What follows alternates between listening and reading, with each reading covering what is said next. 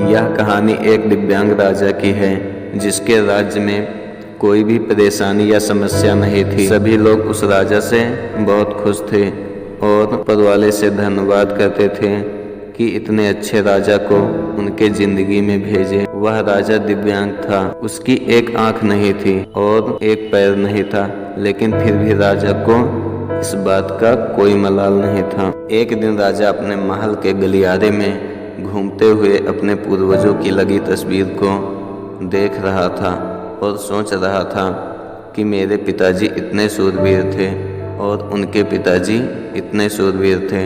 हमें इतने शूरवीर खानदान में जन्म लेने का मौका मिला है, यह ऊपर वाले का धन्यवाद है। राजा ने सभी चित्र को देखते हुए आखिरी चित्र तक पहुंचा और फिर उस खाली जगह को देखा तो वह चिंता में पड़ गया, क्योंकि उसे मालूम था कि अब यहाँ जो तस्वीर लगेगी वह उसी की लगेगी।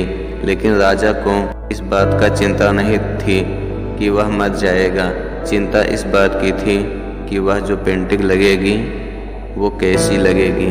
राजा का एक आँख और एक पैर न होने की वजह से वह चिंता में पड़ गया और सोचने लगा कि इस गलियारे में इतने शानदार पेंटिंग लगे हैं, लेकिन मेरी एक आँख और एक पैर न होने की वजह से मेरी ही तस्वीर सबसे खराब और सबसे भद्दी लगेगी।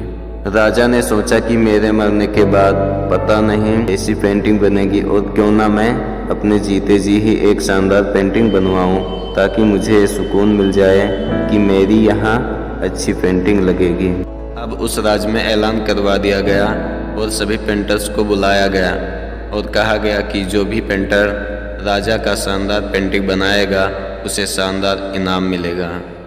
अब सभी पेंटर राज्य में आए और उन पेंटर को पता था कि अगर शानदार पेंटिंग बनेगा तो शानदार इनाम तो मिलेगा, लेकिन जिस राजा का एक आंख नहीं, एक पैर नहीं, उसका शानदार पेंटिंग कैसे बनेगा।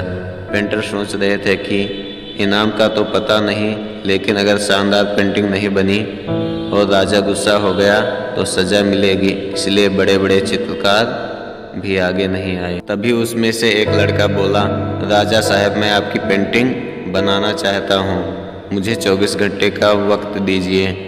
अब सभी बड़े बड़े पेंटर हैरान हो गए कि ये लड़का क्या पेंटिंग बनाएगा, और अगर राजा को पेंटिंग पसंद नहीं आई तो इसे सजा जरूर मिलेगी।